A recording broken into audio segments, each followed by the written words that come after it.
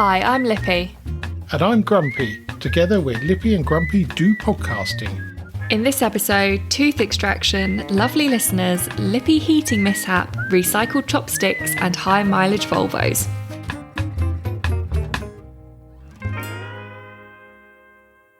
Yeah, Lippy. Hello. I've done it again. What have you done? I wasn't listening when you were talking.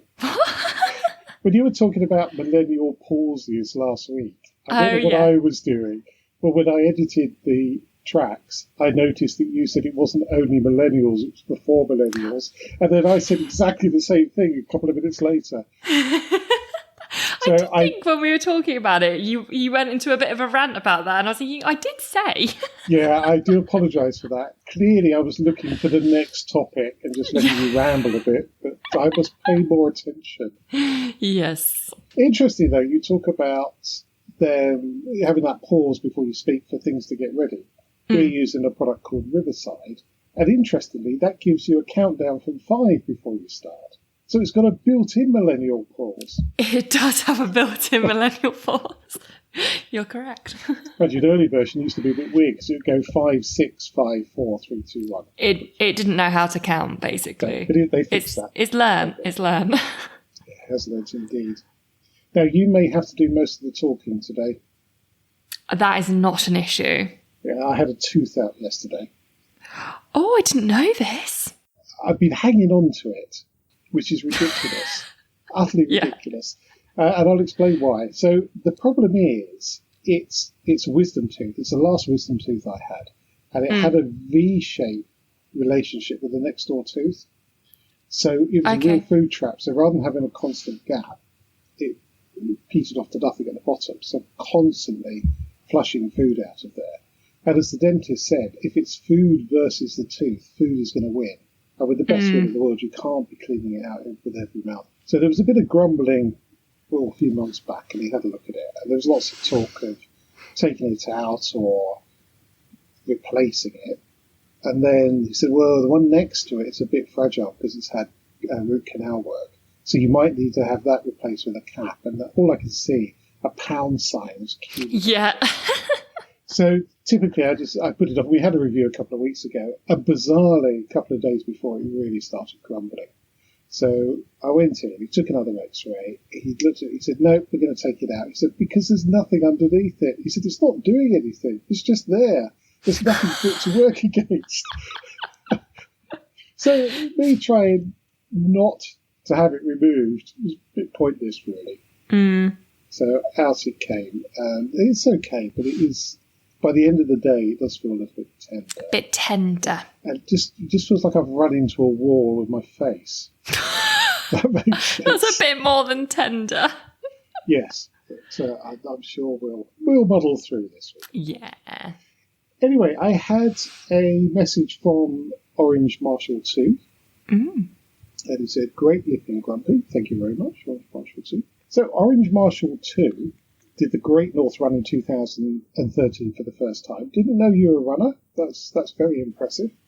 Got back to the accommodation, had massive migraine, was ill, went to sleep, got up, ate something, was ill again. Just remember this local guy saying, go on, Tim, do it for Newcastle. Now, I'm not sure whether he's saying, go on, do it for Newcastle because he's been sick or because he took part in the run. I assume it's the run, but... weird things happen north of the Thames, that's all I'm going to say. Yes. So, well, thank you for getting in touch. And we're off to the Brooklands Motorsport Day on Sunday, which is an extremely good day out if you like 4 wheels or even 2. So you had some communication with the listener as well. I did. I was fully fangirled over it. It was amazing. Fantastic. And obviously so were you. But you weren't there, so... I hope I wasn't fangirled. Do you not know the term fangirling? I thought it was fanboy and fangirl. Well, I just like to say fangirl because the kind of squeals. Okay, I understand. No, I'm joking. It wasn't that bad. He's listening probably as well, so... Yes, and I got his name wrong last time. I said it was Graphic Goffers. Yes. Yeah, you actually re-listened, didn't you? I did, and I think he should be known as Graphic Goffers from now on. I think Graphic Goffers isn't too bad. could be worse. Could be Duck Boy. It could be Duck Boy. Anyway, I interrupt. Anyway, yeah, so we went out for dinner. It was his birthday. I won't say when. Don't know why. I feel like that's a weird thing to say when someone's birthday is. So we went out for dinner for his birthday, not on his birthday. And we spent most of the evening talking about the podcast, to be honest. And every time something happened, and he was like, I don't know where I heard that from. He was like, I heard it from your podcast. He was extremely disappointed, though, because he was on Chris's stag do. Oh. And at one point, Duck Boy said, oh, well, you will have met him on the stag do, talking about you. And he was gutted. He hadn't realised. Oh. He hadn't clicked. So he's going to have to formally introduce himself at the wedding, because he will be there for the day. Excellent. I was going to ask. We did say you're not hard to miss, though, especially out of Duck Boy's friends. You're probably the tallest. Possibly, yeah. Yeah, I wasn't there was quite a few of us oldies, so maybe yes. it was hard to work out. Oh, that's a real shame. Yes, I think he just didn't realise that you would have been there. I think he just didn't link the connection. No, the two. Yes. Well, So maybe he was you want to gutted. order some more mugs and send one. I have been informed that he would love a mug. Oh, right. Okay. We'll sort something out. Now, you told me today, apparently you've had a heating mishap. Oh, God, I did something so stupid. Does it involve flooding the house with... No, not that stupid, to be honest. Because that's my level of stupid. Yeah, not your level of stupid, my level of stupid, which is a bit more intelligent. Okay. We have Hive heating. It was already in the house. And the app on your phone, we haven't turned our heating on, but every now and then I just do a little, well, not every now and then. I've only done it once a couple of weeks ago. And then today, boosted the heating. So it's only on for about half an hour and it just warms the room up a bit. Okay, yeah, just takes the chill off. Yes. Yeah, basically. So we have all our upstairs radiators off anyway, like they're twisted round to off because we don't need them on yet. And then it's just the one next to me that's on. Mm-hmm. So I boosted the heating and it wasn't warming up and I was like, oh no. But I had used it, so I was like, it's not like a boiler thing because like it did work like a couple of weeks ago. And then I remembered we had all of our water turned off to our downstairs bathroom because we had a leak and where we will be ripping out. We just got it turned off. Okay. And he said that he would do it so that the radiators would still work. Although that's what I thought he said. So I messaged Duck Boy and just said, can you just confirm that he said, the plumber said that the heating would still work in the living room and the downstairs bathroom, even though we've turned all the water off. And Duck Boy came back saying, yes, he definitely said that. But he messaged him anyway, just to confirm. And he came back saying there might be an air bubble or an airlock. Airlock. Yeah, or air in the top of the radiator. Yes. Yeah, so asked me to go upstairs, turn off all the radiators upstairs, just have the downstairs ones on and do it again. And I was like, but that's how it was when I did it. So that's not going to make a difference because the radiators were all off upstairs. So then we're panicking, thinking we're going to have to get, well, it's the plumber who's a friend, so he wouldn't charge us stupid amounts, but we'd have to pay for him to come out and have a look and fix the airlock. At this time, I was Googling how to get rid of an airlock and it looked really confusing. So I was a bit stressed. And then I realised it literally, when you're getting stressed about something and then all of a sudden it hits you and you know exactly what you've done. Yep. Oh, yes, many times. So obviously it's smart heating. And if you try to boost the heating when the house is already at the temperature that you want to boost to, it doesn't turn on the radiators. Yes. And that is exactly what I did. I was boosting to 19 degrees and apparently the house was already 19 degrees at the thermostat. Yeah, that's not going to work. No, that's not going to work. No. I thought there was going to be a slightly different outcome to that, which is you turn the radiator off next to you. Oh, no, it wasn't that silly. But it was pretty silly because I know that about our Hive heating. Yeah. Well, it's an easy mistake to make. I wouldn't beat yourself up too much. It's the first time I've made it. We've lived here for a year and a half. Yeah, easily done. You'll make it several times again, I'm sure. But that was a stress. We stressed our plumber out with that too because he was like, oh, no. What have I done? Yeah. And I see, because I see your Amazon purchases, You bought Yes. a heated laundry dryer. Now, these seem to be quite topical at the moment, obviously, with the cost of heating and using tumble dryers. And I'd be very interested to know how that works out. I wouldn't recommend it. Oh, really? Today's the first day I've used it. Yeah. And it dries the piece of clothing hanging. So where it's hanging, that's bone dry. The rest of it is still soaking wet. So now I've shut it in our smallest room to help. So hopefully it'll heat the room up a bit as well, which I think is what they're designed to do. I don't think they're designed just to be in an open space. And some of the more expensive ones you can buy with like a cover, which I think is how it's meant to be done. So if you don't have a small enough room to shut it in, I wouldn't. It's not worth it. Interesting. That's very interesting. It's a little bit when I was motorcycling to work over the winter, which I wouldn't recommend unless you're hardcore, because it's freezing, and B, there's lots of slippery things around, so you have to be very careful. Anyway, I had heated grips, which are a similar sort of concept. So the grip warms up, which is great. The inside of your hands are really warm, but the outside, and plus they're getting all the air over them, are freezing. So the answer is actually, which we did blag for Beaujolais run, is heated inserts. So you put one glove over yourself, which has got lots of little cables in it, a bit like an electric blanket, and then that goes inside your big gloves. You plug yourself in, and you're nice and toasty. That makes sense, yeah. In fact, we started the event, because normally people go in cars. We decided to go on a trike. Obviously. In November. Great idea. So we went and blagged a whole load of heated clothing at the motorcycle show. So we had a heated waistcoat, heated gloves, and heated socks, of all things. And socks are really good, because the toes are one of the things that gets quite cold.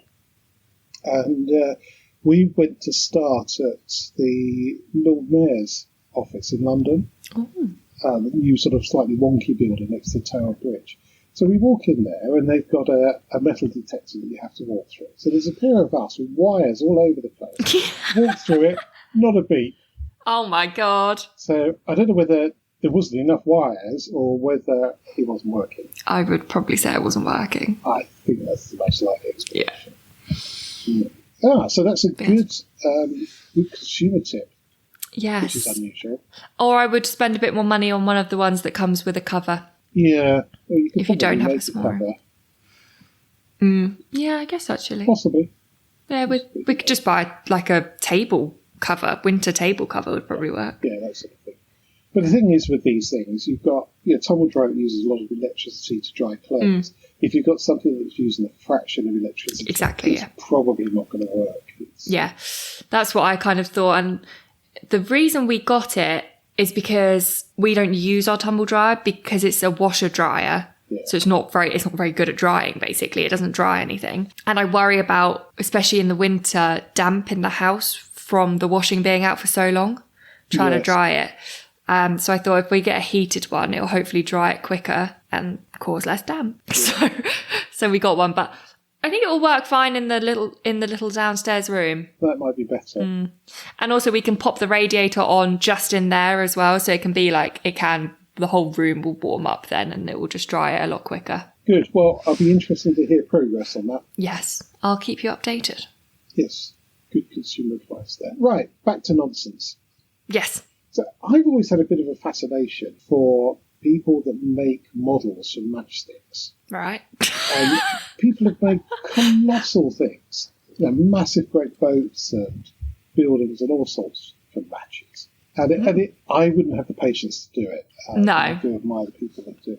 So, a gentleman in Germany has been making furniture from disused chopsticks. Ooh. So the chopsticks are made from bamboo, which is fast growing, as we know. We've got some bamboo in the back garden.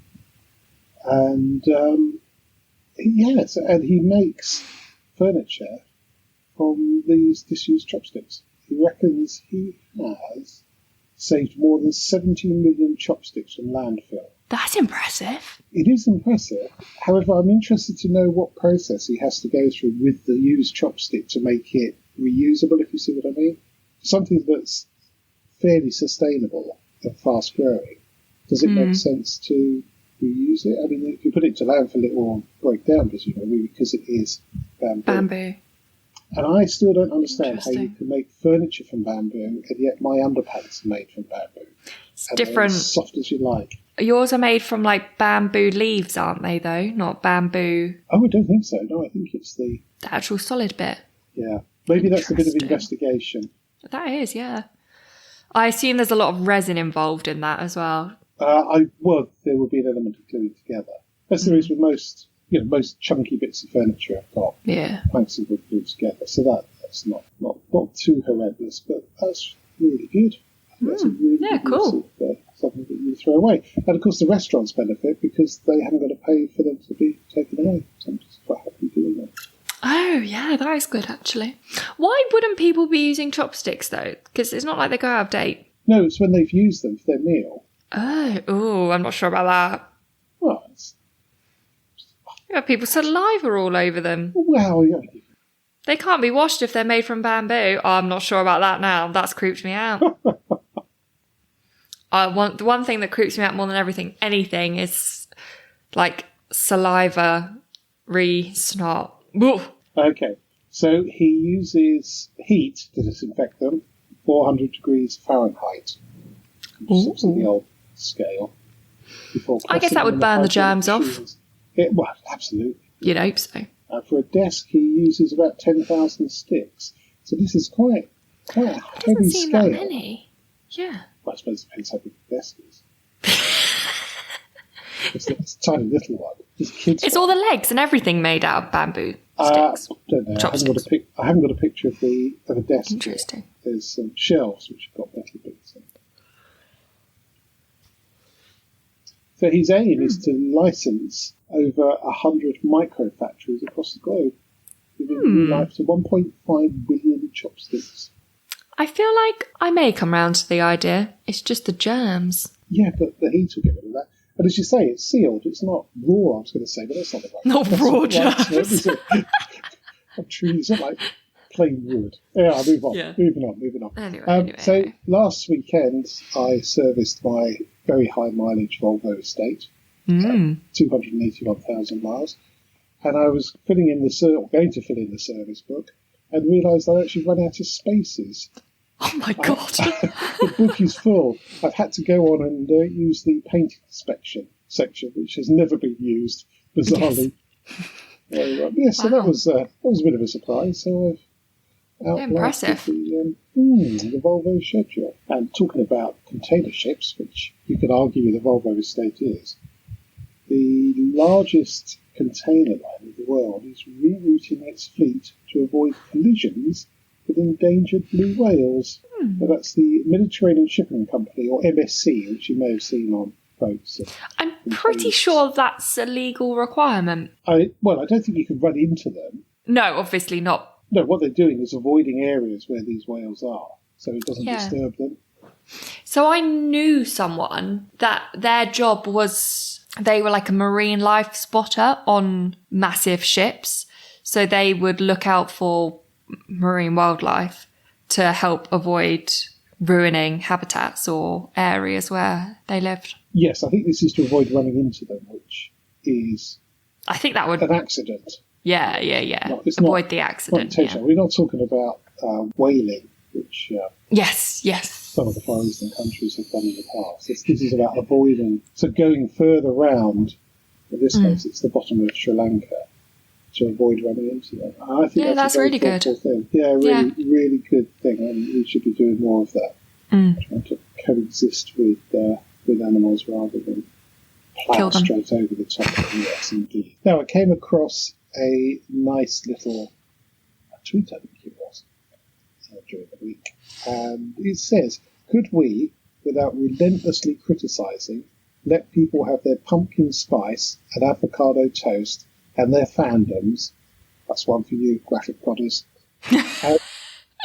and their too early Halloween decorations and whatever little harmless things in which they manage to find a tiny shriveled flower of joy. He's absolutely right. It is, yes. Does this no mean longer mock? Go on. You'll stop mocking me for watching Love Island? Yeah, it does a bit, doesn't it? Yeah. Yeah, I suppose it does. Does it bring you joy, though? It does, and I've watched the new Hocus Pocus twice. Okay, and it's not quite Halloween yet. You've never seen... You won't mock that, okay. No, I've not seen it either. Or have I? May have seen the first one. I'm also not going to mock my colleagues that put their Christmas tree up in October. I'm not going to do that anymore. Oh, okay. However, I am going to mock the companies that produce eye-wateringly expensive advent calendars. Oh, some of them are ridiculous. Well, it started off with a conversation with Wife of Grumpy, where she was talking about the Harry's advent calendar. The shaving brand? Yeah, she was talking about hair mousse. That's how we got onto it. And she said, oh, they do hair mousse, but it's monstrously expensive. And my hair is just not worth it. No. But I use their razors, which are very, very good. And they keep sending new replacement razors, and I'm not getting through them quick enough. I stopped that. And they're shaving things. Can you pause your subscription? Yeah, just pause it. Oh, yeah, I do that. Because I've got one with Eastrid, which is a vegan... similar to Harry's, but for women, basically. And I pause my subscription because I never get through them in time. No. Well, I don't shave every day, and there's not much hair to shave off anyway, so it's... and I don't shave in winter because extra warmth. Yes, that's Anyway, we seem to have digressed somewhat. So anyway, so then Wife of Grumpy says, oh, have you seen they've got an advent calendar? It's £69. Sorry, what is in that? Well, apparently there's over £170 worth of product in there. So actually, but that's retail cost. So who knows? Yeah. I don't know. But that got me thinking, what other advent calendars are there that are ridiculously expensive? So this is House and Garden magazine from last month. So it's saying what are the best advent calendars. Well, best is an odd term. Yeah. Odd term. So there's one from Liberty, which is £245, and apparently has a value in terms of products of over £1,000. Do you know what I'd really like to do, if I could? Like, obviously, I can't afford to pay £200 for an advent calendar, but buy one and see how much everything in it costs. Yes, well, you may well be able to do that with a bit of research, because it might just tell you what's in it. So true. That would be an interesting experiment. But oh, actually, no, there's a Fortnum & Mason's, which is £245, and it's got £844 worth in it, and it actually lists all of the products in it. So you could, with a bit of work it out. So there's quite a few around that £250 mark, £1,000 worth of products in it. There is an advent calendar which I would like to try. I don't know how much it is. And I think they're quite hard to get hold of. And I can never remember the name. But you know the Fancy Jam company? Oh, yeah. They do an advent calendar of little mini jams. Oh, very nice. Oh, what are they called? Do you know the one I mean, with the red lid that's checked and the white label? Yes, that's Bon Maman. Yes, they do an advent calendar. I like those little jars and when you go to the hotel. Quite like those. Yes, it was a whole one of those. That'd be quite good. Anyway, so I then did a little bit more reading to find out what was the most expensive advent calendar ever made. And it's over $10 million. And it is just grotesque. It's got things like massively expensive watches and jewellery in it. And it was constructed by a lady in the UK for somebody monumentally rich. Yeah, that seems...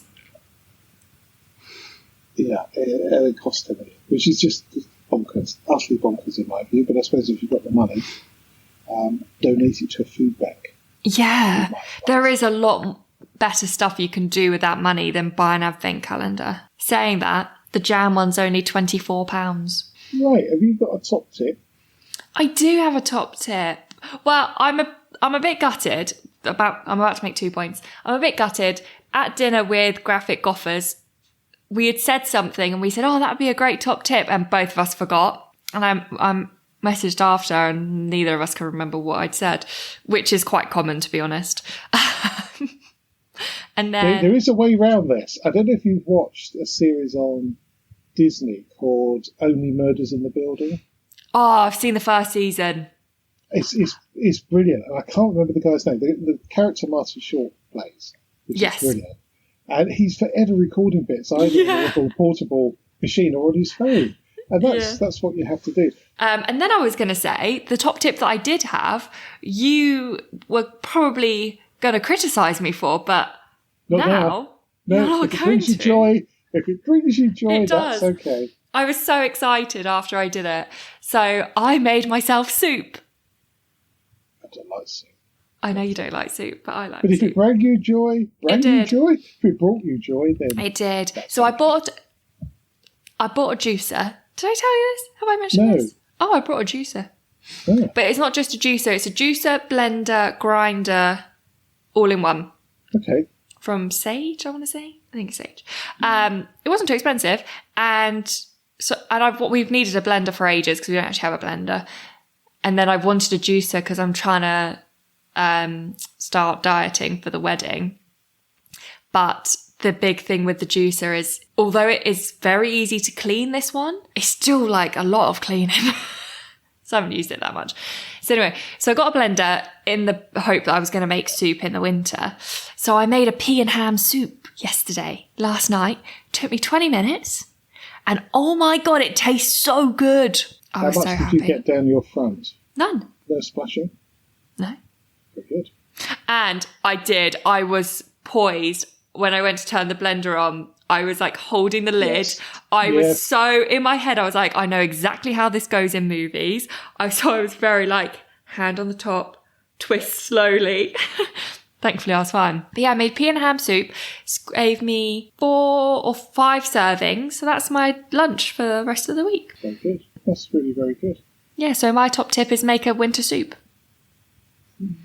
Okay. If it brings you joy, that's fine. I'm enjoying this new Grumpy. It's not going to last long, I tell you. That's it for this podcast. Thank you so much for listening. You can help spread Lippy and Grumpy's view on life by leaving a review on your favourite podcast platform. If you're not sure how to leave a review, or if you download from Spotify, there's some help at lippyandgrumpy.uk/review. And if you would like to get in touch, email podcast@lippyandgrumpy.uk. So it's goodbye from me. And goodbye from him. Goodbye. Goodbye.